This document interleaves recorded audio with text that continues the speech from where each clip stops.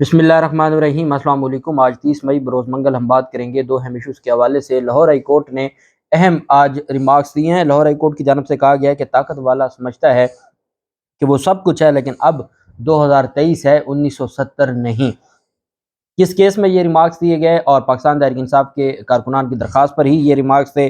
दूसरी जानिब राना सनाउल्लाह के खिलाफ फ़र्द जुर्म आयद करने का फैसला। राना सनाउल्लाह के वकला की जानिब से बरीयत की इस्तदाएँ मुस्तरद कर दी गई हैं। जो चीफ सेक्रेटरी को धमकाने का दहशत गर्दी का मुकदमा है राना सनाउल्लाह के खिलाफ, उसकी तफसील मैं आपके साथ शेयर करूँगा। और साथ हम बात करेंगे जस्टिस काजी फैसल साहब से अटॉर्नी जनरल साहब की मुलाकात हुई और जिस खदशे का इजहार कल चीफ जस्टिस ऑफ पाकिस्तान ने किया था वही हुआ और चीफ जस्टिस की मुलाकात हुई है, काजी फैसल साहब की मुलाकात हुई अटॉर्नी जनरल साहब से, उसके ऊपर भी हम बात करेंगे। सबसे पहले मैं आपको बताता चलूँ कि आज 30 मई को 9 मई के वाक़यात के हवाले से पाकिस्तान तहरीक इंसाफ के चेयरमैन इमरान खान को JIT ने तलब कर लिया है और JIT की जानिब से इन्वेस्टिगेशन हेड क्वार्टर्स किला गुजर सिंह में तलब किया गया है। इमरान खान को DIG कामरान आदिल की सरबराही में बनने वाली JIT इमरान खान से 9 मई के वाक़यात के बारे में तफ्तीश करेगी। मुतअद्दिद थानों में होने वाले मुकदमात में इमरान खान नामजद हैं और उन मुकदमात में इमरान खान को शामिल तफ्तीश करने के लिए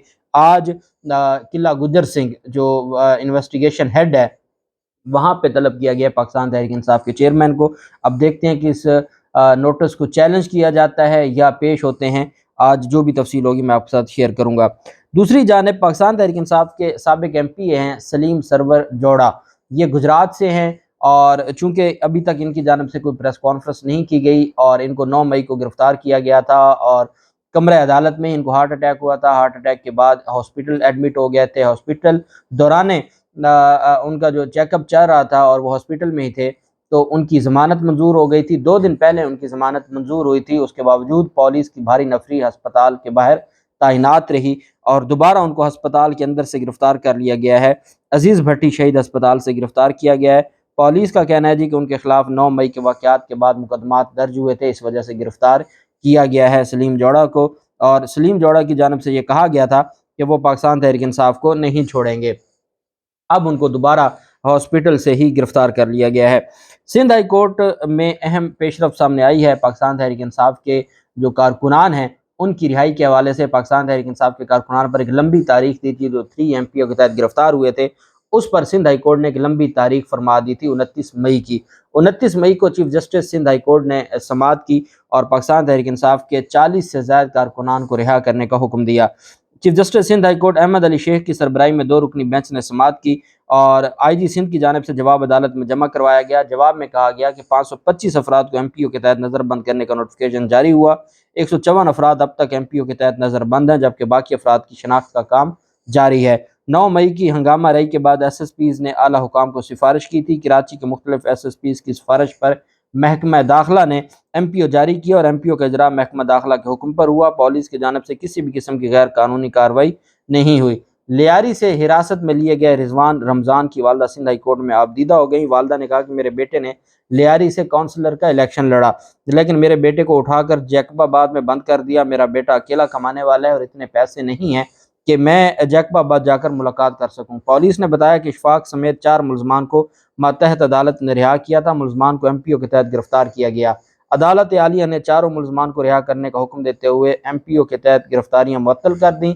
एडिशनल एडवोकेट जनरल जवाद डेरो ने मौक़िफ़ दिया कि दरखास्तें काबिल समाअत नहीं है। चीफ जस्टिस ने रिमार्क दिया कि आप काबिल समाअत की बात बाद में करें, पहले ये बताएं कि गिरफ्तार शुदगान के खिलाफ मवाद क्या है। सरकारी वकील ने कहा कि हमें सुन तो लें, जिस पर चीफ जस्टिस ने रिमार्क दिया कि आप हमारा हुक्म चैलेंज कर दीजिएगा। सरकारी वकला गिरफ्तार शुदा PTI कारकुनान के खिलाफ ठोस मवाद पेश करने में नाकाम रहे। अदालत ने बाज़ मुकदमात में सिंध हुकूमत के जवाब पर अदम इत्मीनान का इज़हार करते हुए 40 से ज़ायद जो कारकुनान थे उनको रिहा कर, ये वो थे जिनकी दरखास्तें आई हुई थी, उनके जो 40 से ज़्यादा कारकुनान हैं उनकी रिहाई का फौरी रिहाई का हुक्म दे दिया।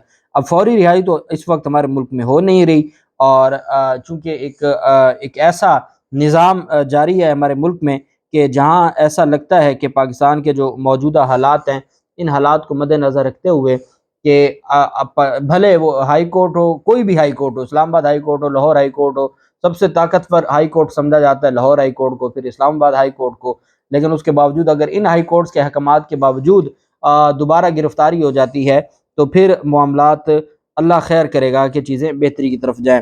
سندھ ہائی کورٹ میں جماعت اسلامی کی جانب سے ایک درخواست دائر کی گئی ہے پاکستان تحریک انصاف کے جو چیئرمین ہیں یوسیز کے، ان کے تحفظ کے لیے، کیونکہ پاکستان پیپلز پارٹی ہر صورت اپنا ہی میئر لے کے آنا چاہتی ہے، اور اس کے لیے وہ پاکستان تحریک انصاف کے چیئرمین ہیں، کسی کو گرفتار کیا ہوا ہے، حبس بے جا میں رکھا ہوا ہے، ڈرایا دھمکایا جا رہا ہے۔ اس وقت پاکستان تحریک انصاف کی پوری کراچی کی قیادت یا پی ٹی آئی چھوڑ چکی ہے، یا وہ پابند سلاسل ہے، یا کہیں غائب ہے، اور کوئی ہے نہیں ان کو وہاں پر لک آفٹر کرنے والا۔ اس وجہ سے جماعت اسلامی نے یہ درخواست، پاکستان تحریک انصاف نے اعلان کیا تھا کہ وہ جماعت اسلامی کے ساتھ اتحاد کر کے جو حافظ نعیم ہیں ان کو میئر لے کر آئیں گے۔ حافظ نعیم الرحمان نے کہا کہ لاہور کے واقعات کو بنیاد بنا کر کراچی الیکشن کیوں یرغمال بنایا جا رہا ہے، فوج کا نام اور ان کے ایکشن کو استعمال کر کے کراچی میں شب خون کیوں مارا جا رہا ہے۔ جماعت اسلامی نے پی ٹی آئی کے یو سی چیئرمینوں کو ہراساں اور گرفتار کرنے کے خلاف سندھ ہائی کورٹ میں درخواست دائر کی، اور موقف اپنایا کہ پیپلز پارٹی کی صوبائی حکومت یو سی چیئرمینوں کو مسلسل ہراساں کر رہی ہے۔ اسکروٹنی کے لیے آنے والے پی ٹی آئی کے یو سی چیئرمینوں کو بھی گرفتار کیا جا رہا ہے۔ استدعا ہے کہ پی ٹی آئی کے یو سی چیئرمینوں کو ہر صورت میں ہراساں کرنے سے روکا جائے، اور اس میں یہ بھی کہا گیا کہ بلدیاتی انتخابات کو یرغمال بنایا جا رہا ہے۔ سندھ حکومت اونچے ہتھ کنڈوں پر اتر آئی ہے، اور پیپلز پارٹی نے الیکشن کمیشن کے ساتھ مل کر باقی رہ جانے والے ضمنی الیکشن کو بھی مینیج کیا۔ ضمنی الیکشن میں سے 11 میں سے 7 نشستوں پر جماعت اسلامی کامیاب ہوئی تھی۔ الیکشن کمیشن کے ساتھ مل کر شب خون مارا گیا، لیکن ہم صورت انہوں نے کہا کہ پی ٹی آئی کے لوگوں کو جیلوں میں ڈالا گیا، لوگوں کو خرید کر اور دباؤ ڈال کر وفاداریاں تبدیل کرنے کی کوشش کی گئی ہے، جو نہیں تبدیل ہوئے ان کو جیلوں میں ڈال دیا گیا ہے۔ اس وجہ سے ہم کھڑے ہیں، اور ہم ہر صورت پاکستان پیپلز پارٹی کی جانب سے یہ جو غیر قانونی ہٹ کنڈے ہیں، ہم ہر صورت میں ان کا دفاع کریں گے۔ دوسری جانب رانا ثناءاللہ کے خلاف ایک مقدمہ تھا، اور یہ اس وجہ سے بھی اہم مقدمہ تھا کہ رانا ثناءاللہ کو کے وارنٹ گرفتاری جاری ہوئے تھے ناقابل ضمانت، جس میں بعد میں رانا ثناءاللہ پیش ہوئے تھے، اور پھر رانا ثناءاللہ نے اس جج صاحب پر بھی الزام لگایا تھا، جو جج صاحب اس دہشت گردی عدالت کے جج تھے۔ دہشت گردی عدالت نے چیف سیکرٹری کو دھمکانے کے کیس میں رانا ثناءاللہ پر فرد جرم عائد کرنے کا فیصلہ سنا دیا۔ تھانہ انڈسٹریل ایریا گجرات میں وفاقی وزیر داخلہ رانا ثناءاللہ کے خلاف دہشت گردی کے تحت مقدمہ درج ہوا۔ رانا ثناءاللہ کے وکیل عبد الماجد عدالت میں پیش ہوئے۔ وزیر داخلہ کے خلاف اداروں کو دھمکانے اور چیف سیکرٹری کو جان سے مار دینے کی دھمکیوں پر مقدمہ تھا۔ وکلاء کی جانب سے رانا ثناءاللہ کی حاضری سے استثناء کی درخواست دی گئی۔ عدالت نے درخواست منظور کی، اور عدالت نے کہا کہ اس جو گجرات پولیس ہے اس کی جانب سے مقدمہ خارج کر کے اخراج رپورٹ عدالت میں جمع کروائی گئی تھی۔ عدالت نے پولیس کی رپورٹ کو خارج کرتے ہوئے ملزم کے قابل ضمانت وارنٹ گرفتاری جاری کیے تھے۔ پولیس نے رانا ثناءاللہ کو کلین چٹ دے دی تھی، کینسلیشن رپورٹ جمع کروا دی تھی۔